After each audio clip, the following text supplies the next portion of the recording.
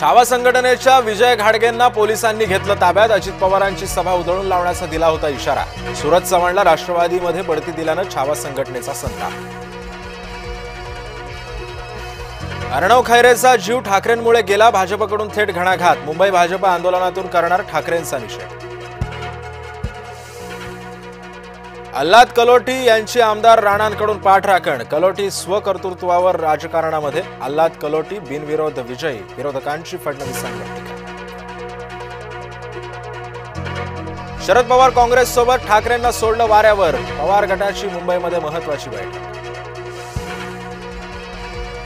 मुख्यमंत्र्यांचा मामे भाऊ बिनविरोध आलाच कसा, नाना पटोले यांनी उपस्थित केला थेट सवाल। निवडणुकीआधीच भाजपची शंभरी, राज्यभरामध्ये भाजपच्या 100 नगरसेवकांची बिनविरोध निवड। भाजप प्रदेशाध्यक्ष रवींद्र चव्हाणांनी दिली माहिती। तेजसचा अपघात की घातपात, भारतीय बनावटीच्या तेजस विमानाच्या अपघातामुळे प्रश्नचिन्ह उपस्थित।